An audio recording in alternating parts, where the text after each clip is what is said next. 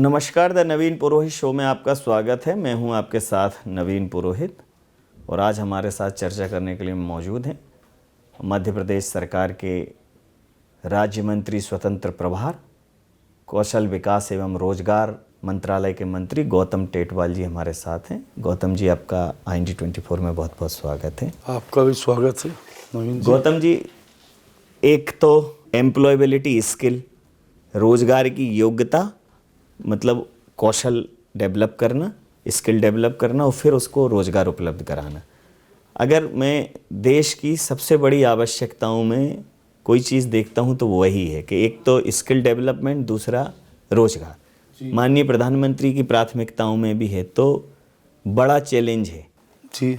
कैसे लिया है इसको मध्य प्रदेश में? आपने जहाँ तक माननीय प्रधानमंत्री जी की चर्चा करी, तो विश्वकर्मा योजना के अंतर्गत लगभग 18 प्रकार के कौशल के विकास का प्रशिक्षण हमारे यहाँ दिया जाता है। सिलाई, कढ़ाई, बुनाई, राजमिस्त्री, लकड़ी का काम करने वाले, बाल बनाने का काम करने वाले, प्रेस का काम करने वाले, मछली का जाल बनाने वाले, मछली पकड़ने वाले, नाव का काम करने वाले, इनको लघु प्रशिक्षण देकर के और आत्मनिर्भर बनाने के लिए पूरे भारत भर में विश्वकर्मा योजना प्रारंभ की जाती है। जिस डिस्ट्रिक्ट में जो काम सीखना चाहते हैं वो सिखाने का काम करके और उसके बाद में उसको उसकी रुचि अनुसार प्रशिक्षण देने के बाद उसको मध्य प्रदेश सरकार लोन दिला करके और आत्मनिर्भर बनाने का काम करती है। तो अगर मैं जो इंडेक्सेस हैं कौशल विकास के, कितने लोगों को इस योजना से मध्य प्रदेश सरकार ने, कितने लाभार्थियों को लाभ पहुंचाया है और कितने लोगों को रोजगार मिला है, कितने संतुष्ट हैं पिछले 2 साल की विकास यात्रा से? जैसे जैसे प्रशिक्षण होता है वैसे वैसे उनका प्रशिक्षण के बाद बैंक के द्वारा उनको लोन उपलब्ध कराया जाता है और साथ ही उनको एक किट उपलब्ध किया जाता है लगभग 1500 की लागत का। जैसे राजमिस्त्री है तो उसको मिस्त्री के काम के लिए, इलेक्ट्रिक का काम करने वाला है तो उसको इलेक्ट्रिक काम का किट उसको उपलब्ध कराएंगे, लकड़ी का काम करने वाला है तो उसको उसका किट उपलब्ध करा के, जिसके कारण वो सेवा का काम भी कर सके, उसको आत्मनिर्भर बन सके, छोटी सी गुमटी लगा के भी वो अपना कारोबार प्रारंभ कर सके। 1 लाख से 2 लाख तक का, 3 लाख तक का लोन उसको उपलब्ध कराया जाता है। उसको अपने लोन के हिसाब से वो अपना पैसा जमा भी कर दे और वो क्लब चलता रहे। जी मतलब मैं देश के प्रधानमंत्री की बात करूं तो उन्होंने बड़े उद्योगपतियों पे, मझोले उद्योगपतियों पे तो सबका ध्यान रहता है, लेकिन उन्होंने वोकल फॉर लोकल की भी बात की कि लोकल की चीज़ों को बढ़ावा मिले। तो लोकल उत्पाद तो जो हमारे स्किल्ड लोग हैं, जो प्रशिक्षित हैं, चाहे हमारे कुंभकार हों, चाहे जो लकड़ी का काम करते हों, सामान्यतः एक ऐसी परंपरा सी बन गई है या कि इन कामों से लोगों की रुचि हट रही है, क्योंकि लोगों को जब उसका अच्छा मूल्य नहीं मिलता तो सुदूर अंचलों में ये रोज़गार का एक बड़ा माध्यम भी हो सकते हैं। तो विभाग इस तरफ चिंता कर रहा है। हम उसके लिए मार्केट भी उपलब्ध कराते हैं और समय समय पे जब उसकी आवश्यकता होती है, जैसे आपने कहा कि मिट्टी का काम कर, तो जैसे जैसे दीपावली का त्यौहार आया, दिए बनाने वाले हैं, मूर्ति बनाने वाले हैं, तो समाज के माध्यम से प्रेरित करते हैं कि उन्हीं का सामान खरीदे जो स्वयं हाथ से बना हुआ हो। और इस बार उसका 50% से अधिक लोगों ने स्वनिर्मित समाज का उपयोग भी किया है, स्वदेशी समाज का उपयोग भी किया है। इसके साथ साथ खिलौने बनाने वाले हमारे महेश प्रजापति जी झाबुआ में मिट्टी के खिलौने बनाते और झाबुआ की ट्रेडिशनल जो हमारे आदिवासी समुदाय के जो जनजाति समुदाय के लोग हैं उनका प्रतिरूप बना करके भी मार्केट में भेजने का काम करते और उसका हम छोटे छोटे मेले लगा करके भी उसका प्रदर्शन करते। मेरे हथकरघा का काम होता है तो हथकरघा का काम ये भी लोकल फॉर वोकल है। चंदेरी की साड़ियाँ, महेश्वर की साड़ियाँ, ये सब भी लोकल फॉर वोकल है। उस चीज़ को खरीदें और उसका उपयोग भी करें। साथ में ऐसे छोटे छोटे जो काम है, जिसे मैं आपसे बताऊंगा कि रेडीमेड के वस्त्रों में घर में जो सिलाई बना महिलाएं जो सिलाई का काम करती है उनको प्रशिक्षण देकर के काम करने का काम भी, और जो बहनें सिलाई कढ़ाई बुनाई का काम करते हैं उनको इंडस्ट्री में या फैक्ट्री में अगर वो काम करने जाती है तो 5,000 रुपये की राशि मध्य प्रदेश सरकार की ओर से दी जाती है। साथ में उसको परिश्रम के रूप से जो इंडस्ट्री उसको पैसा देती वो अलग 5,000 रुपये सरकार उसको उपलब्ध कराती। इसी के साथ साथ हमारे यहाँ हम उन बहनों को मेहंदी लगाना और उसके साथ ब्यूटी पार्लर का कोर्स और दुल्हन को सजाने के कोर्स के लिए वो आत्मनिर्भर बने, ऐसे कोर्स का भी प्रशिक्षण हम उनको बहनों को देते हैं, जिससे बहन स्वयं आत्मनिर्भर बने। और ये काम धीरे धीरे शने पूरे प्रदेश भर में चल रहा है। अगर मैं आपके विभाग की संरचना समझूं, सामान्यतः कौशल विकास और रोजगार, लेकिन जैसे आपने चंदेरी की साड़ियों की बात की, आपने महेश्वर की साड़ियों की बात की, उनको बाजार दिलाने की भी बात की, तो जो लघु एवं सूक्ष्म उद्योग विभाग है, मंत्रालय है, तो आपके विभाग का मूल काम क्या है कि उनको ट्रेनिंग देना, प्लेसमेंट कराना और बाजार मुहैया कराना। तो इसके लिए तो अन्य विभागों से भी आपको समन्वय बनाना पड़ता होगा कि देखिए हमारे पास ये स्किल्ड लोग हैं इंडस्ट्री को डिप्लॉय करने के लिए, तो वो समन्वय कैसे बनाते? हम समय समय पर अभी संभागीय स्तर पर बड़े बड़े रोजगार मेले लगाते जी, और हमारे जो प्रशिक्षित बेटा बेटियां हैं उनको इंडस्ट्रियों को आमंत्रित करके उन बेटा बेटियों का आवेदन लेकर वो इंडस्ट्रियां उनको तुरंत उनका प्लेसमेंट होता है। अभी तो ग्लोबल स्किल पार्क जो हमारा बड़ा श्री रविदास गुरु रविदास जी के नाम से ग्लोबल स्किल पार्क है, उसमें 100% प्लेसमेंट हो रहा है। पर ITI के प्रशिक्षित बच्चों का भी रोजगार मेले के माध्यम से प्लेसमेंट होता है। अभी इंदौर में हमने बड़ा मेगा रोजगार मेला लगाया था, जिसमें लगभग 12,000 के आसपास बच्चों के आवेदन आए थे और 8,200 के आसपास बच्चों का प्लेसमेंट हुआ। और उनकी मॉनिटरिंग भी होती है कि वो इंडस्ट्रियाँ, वो कंपनियां बच्चों को कब तक जॉब देती है और उसके बाद बच्चा क्या कर रहा है उसकी भी मॉनिटरिंग करते हैं। अगर मैं आपके विभाग से इतर अब मैं पूरे सरकार की बात करूं, क्योंकि आप सरकार का एक अंग है, महत्वपूर्ण अंग है, तो 2 साल सरकार के उसको आप किस दृष्टिकोण से देखते हैं, कैसे रहे? प्रदेश के यशस्वी मुख्यमंत्री डॉक्टर मोहन यादव जी ने मुख्यमंत्री की पद की शपथ लेने के बाद से लगातार काम करना और हर क्षेत्र में काम करना, संस्कृति की बात करें, सनातन संस्कृति की बात करें, तो माननीय मुख्यमंत्री जी ने मकर संक्रांति से लेकर के तो होली उत्सव तक मनाने का काम किया है जी। और उसमें सनातन संस्कृति के उत्सव के साथ साथ शौर्य और ऊर्जा के साथ रक्षा के उत्सव के साथ विजयदशमी का उत्सव हमने मनाया।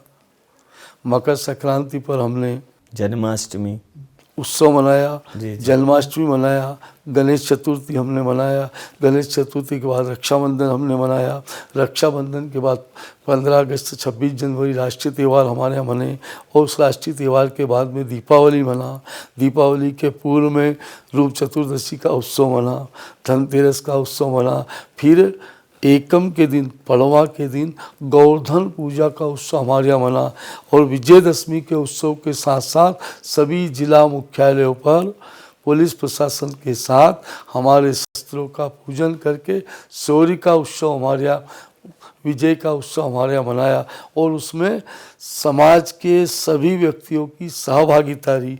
होली का उत्सव हमने मनाया, सहभागिता के साथ उत्सव तो मनाया। उस उत्सव के साथ साथ पूरे प्रदेश भर के जो हमारे मान बिंदु हैं, जहाँ से हमारी पहचान बनी, राजा भूपत सिंह जी जो हमारे पचमढ़ी के महाराज हुए हैं और अंग्रेज़ों से जो लड़ते रहे, उनका सम्मान बढ़े, जनजाति राजा का सम्मान कैसे बढ़े, वहाँ हमने कैबिनेट की बैठक की।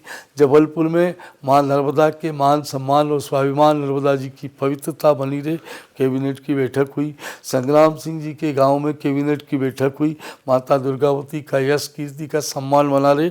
महेश्वर में जो महेश्वर राजधानी रही माता अहिल्या होलकर की, वहाँ पर हमारी मंत्रिपरिषद की बैठक हुई। राजवाड़ा इंदौर में, जो इंदौर हमारा राजवाड़ा और व्यवसाय का केंद्र है, पूरे देश भर का व्यवसाय का केंद्र है, ये मानते हैं कि बड़ा हब है, उसमें हमने मंत्रिपरिषद की बैठक करी। और खजुराहो में जो ये पूरा माना जाता है कि खजुराहो पूरी दुनिया में जाना जाता है, और खजुराहो में भी अभी हमने कैबिनेट करके जो मंदिरों का शहर है, जहाँ 1000 साल पहले मंदिरों की कृतियाँ बनी हुई है, वहाँ पर हमने कैबिनेट की बैठक करके समाज को दिशा देने का काम भी किया है। और उसके माध्यम से वहाँ उस स्थान की उपयोगिता, वहाँ की संस्कृति, वहाँ का सामाजिक स्थान, वहाँ का राजनीतिक स्थान, उससे भी देश को और समाज को अवगत कराने का काम किया है। अलग अलग समय पर इन्वेस्टर मीट करके माननीय मुख्यमंत्री जी ने दिखा दिया कि मध्य प्रदेश कितनी गति से आगे बढ़ रहा है। हमने महाकाल लोक, हमने ओंकारेश्वर लोक, जहाँ आद्य गुरु शंकराचार्य की विशालकाय प्रतिमा बना करके ये दिखाया हमने। मैयर माता जी के स्थान का मैयर लोक स्थापित करने का काम किया।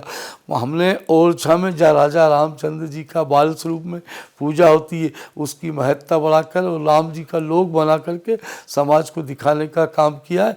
जिस संस्कृति के नाम से, सनातन संस्कृति के नाम से हमारी पहचान है, उसको स्थापित करने का काम किया है। सर्वांगीण विकास का काम किया है।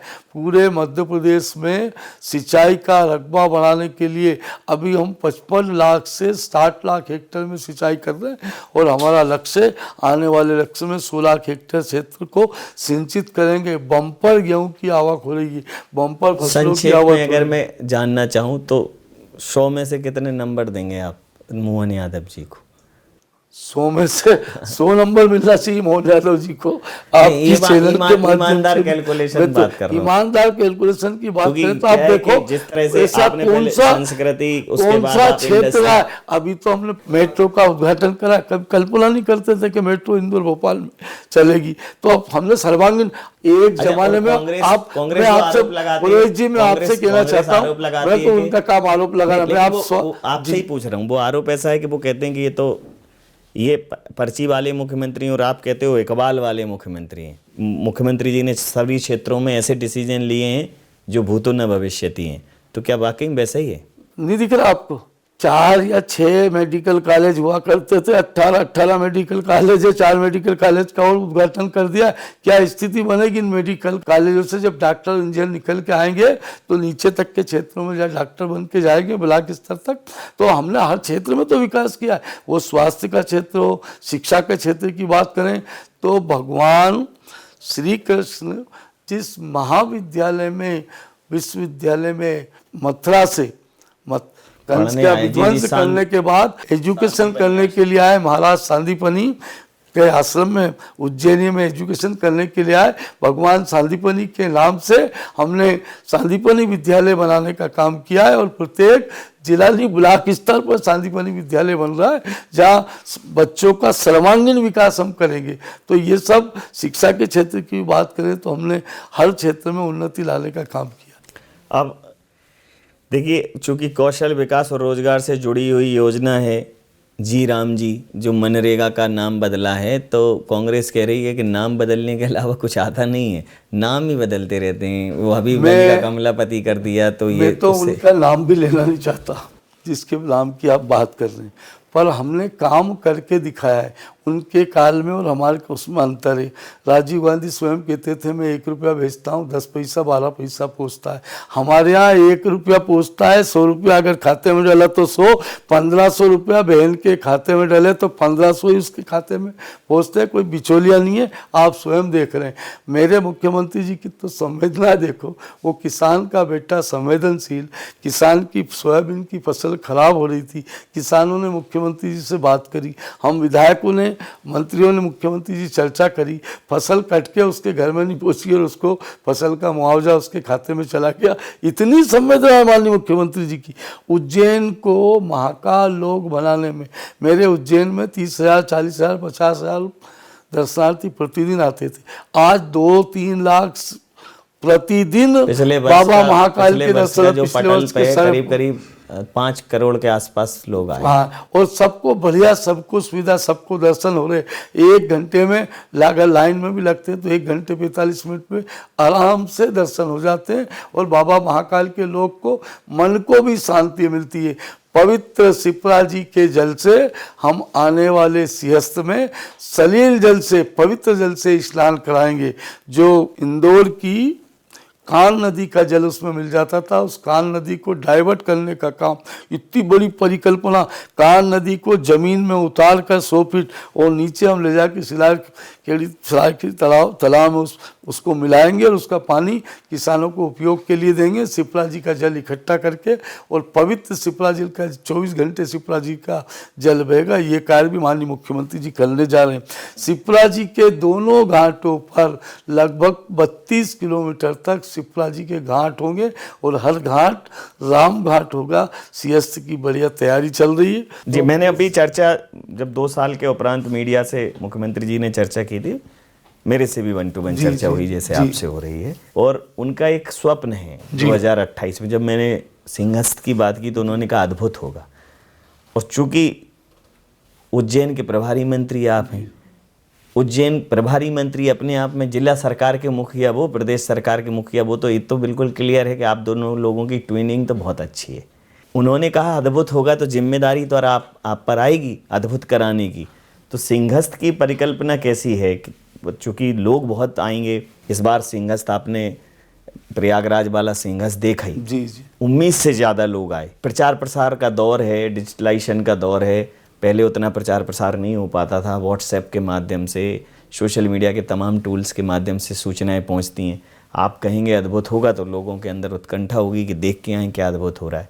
तो क्राउड मैनेजमेंट, फैसिलिटी प्रोवाइड करना बहुत चैलेंजेस हैं, तो उसका क्या रोड मैप तैयार किया है? निश्चित रूप से सिंहस्थ में आने वाले भक्तजन, सिंहस्थ में देश विदेश के जो यात्रीगण आएंगे, उनकी व्यवस्था को लेकर के उज्जैन नगर निगम की टीम, माननीय मुख्यमंत्री जी की टीम, हमारे प्रशासन की टीम तन्मयता से लगी हुई है। उज्जैन शहर से 100 किलोमीटर दूर आसपास का जो क्षेत्र है, जैसे देवास, रतलाम, इंदौर, शाजापुर, मंदसौर, जो रोड है उनको हम 4 लाइन करने जा रहे हैं। उसके काम प्रारंभ हो गए हैं। रेलवे स्टेशन का विस्तार कर रहे हैं। 4 स्थानों पर उज्जैन में लगभग रेलवे की व्यवस्था होगी और यात्री को कोई परेशानी नहीं हो। शहर की सड़कें, चौड़ी चौड़ी सड़कें बनने जा रही है। 100 मीटर, 30 मीटर, 40 मीटर बड़ी चौड़ी सड़कें, जिसमें 4 लाइन, जिससे वाहन निकल जाए, पब्लिक को कोई परेशानी नहीं आए। और पेयजल से लेके तो शिप्रा जी के जल का आचमन, स्नान की भरपूर व्यवस्था होगी। यात्रियों को उनकी योग्यता अनुसार एक प्रश्न रुकने और ठहरने की और भोजन की फोकस किया, आपने भी फोकस किया, माननीय मुख्यमंत्री जी ने भी फोकस किया कि शिप्रा के जल से स्नान कराएंगे। तो पिछले कुंभ हुए तो उसमें नर्मदा शिप्रा जो लिंक परियोजना थी, तो पिछली बार तो लोगों ने हमारे आपने बहुत अच्छा और सुंदर प्रश्न किया है माननीय पुरोहित जी, और आप तो वैसे ही राज पुरोहित हैं, तो उस परिवार से हैं। हमारे संत समाज का आग्रह था कि माँ नर्मदा जी के जल से तो हम ओकार जी में जाके स्नान कर सकते हैं, महेश्वर में स्नान कर सकते हैं, पर हम यहाँ शिप्रा जी के जल से स्नान करने आए हैं। और शिप्रा जी का महत्व भी शिव पुराण में आता है। शिप्रा जी के पवित्र जल से स्नान करेंगे तो हमने ये तय किया है कि शिप्रा जी के पवित्र जल से ही स्नान कराएंगे और शुद्ध पवित्र जल से स्नान होगा। उसकी तैयारी हम सब पूरी तन्मयता के साथ, मेहनत के साथ, परिश्रम के साथ, माननीय मुख्यमंत्री जी स्वयं उसकी चिंता कर रहे हैं और स्वयं बराबर उसके हमारा मार्गदर्शन करते रहते हैं, मॉनिटरिंग करते रहते हैं और हम उस कार्य में लगे हुए हैं। हमारी पूरी टीम लगी हुई है प्रशासन की। जी, मैं बड़ा महत्वपूर्ण प्रश्न आपसे पूछना चाहूँगा कि देखिए, भारतीय जनता पार्टी जैसे जब पिछली बार मुख्यमंत्री पद का चयन होना था तो मुख्यमंत्री महोदय तीसरी पंक्ति में थे, मोहन यादव जी, कल्पना नहीं की होगी विष्णुदेव साय जी, तो राजस्थान में श्रीमान शर्मा जी, तो और अभी नितिन नवीन जी को राष्ट्रीय अध्यक्ष, कार्यकारी राष्ट्रीय अध्यक्ष का पदभार मिला। तो एक मैसेज है कि कोई भी कार्यकर्ता जो बहुत कर्तव्य निष्ठा और समर्पण के साथ पार्टी के लिए काम कर रहा है, उसको कभी भी कोई भी बड़ा अवसर मिल सकता है। ये जो मैसेज है, ये मैसेज, एक तो ये मैसेज है, दूसरा कांग्रेस ये कह रही है कि कोई नहीं है, अब तो सम्मान ही नहीं है वरिष्ठता का, अब तो मेहनत का सम्मान नहीं है, बस सेलेक्ट किया और पर्ची वाले लोग उठा लिए। तो हकीकत क्या है? नहीं, मैं आपको बताना चाहूँगा, ऐसा सिर्फ भारतीय जनता पार्टी में होता है। कार्यकर्ता आधारित पार्टी है और हमारी पार्टी का प्रत्येक कार्यकर्ता नेतृत्व का जो आदेश होगा उसका पालन करने में निश्चित रूप से लगा रहता है। 12 महीने 24 घंटे हम काम करते हैं। 24 ही घंटे हम मानते हैं कि चुनाव है और 24 ही घंटे मानते हैं कि हम सेवा का अवसर है। और कोई भी कार्यकर्ता नेतृत्व का जो आदेश होता है उसका पालन करते हैं। उसका परिणाम डॉक्टर मोहन यादव जी भी और गौतम टेटवाल भी है। एक गरीब शिक्षक के बेटे को उठा करके विधायक बनाना और विधायक बनाकर मंत्री बनाना, ये और किसी दल में नहीं होता है। आपने देखा होगा कि सम्मानीय राष्ट्रीय अध्यक्ष जी को भी एक दिन पहले पता नहीं था कि वो राष्ट्रीय अध्यक्ष बनेंगे और एक सहज सरल आदिवासी बाहुल्य क्षेत्र में जनजाति समाज के साथ में कंधे से कंधा मिलाकर काम करने वाले सरल और सहज व्यक्ति को, जिसको कोई ललक नहीं, कोई वो नहीं, कभी उसने विधायक रहे तो लाल बत्ती का इस्तेमाल नहीं करा, कभी उनके पास सिक्योरिटी गार्ड नहीं रही और पता नहीं था 2 घंटे पहले आदेश हुआ कि आपको मध्य प्रदेश का अध्यक्ष बनना है। ये सम्मानीय हेमंत जी और सम्मानीय राष्ट्रीय अध्यक्ष जी, ये सीधे उदाहरण है। इस पार्टी में पार्टी नेतृत्व का आदेश माना जाता है। जो पार्टी नेतृत्व ने हमें सिखाया वो हम काम तत्परता से करते हैं। झाड़ू लगाने का काम भी अगर पार्टी मुझे या हमें देगी तो वो काम भी करेंगे। एक पोलिंग पर बैठकर पोलिंग एजेंट बनने का काम भी दिया तो हम करेंगे। जो पार्टी हमें दायित्व देती है उस दायित्व को पूरी तन्मयता के साथ, परिश्रम के साथ करेंगे और परिणाम भी दिखाएंगे। ये पार्टी का काम है और ये सिर्फ मेरे दलों में ही होता है।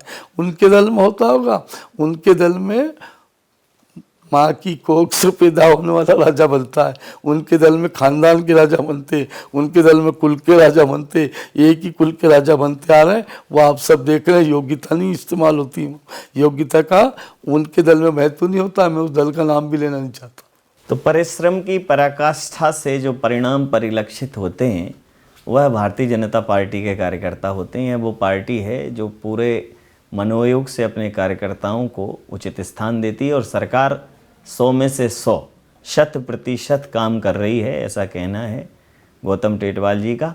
और जो प्रदेश की एक महत्वपूर्ण बिंदु है प्रदेश के विकास में, वो है कौशल विकास और रोजगार। उस तरफ भी सरकार बेहतर काम कर रही है। तमाम सारे पहलुओं पर आपके सहज अंदाज में आपसे विचार साझा हुए, बातचीत हुई, आपने समय दिया तो बहुत बहुत धन्यवाद, बहुत आभार। धन्यवाद। मैं आपको और आपकी चैनल को बहुत बहुत धन्यवाद देता हूँ पुरोहित जी।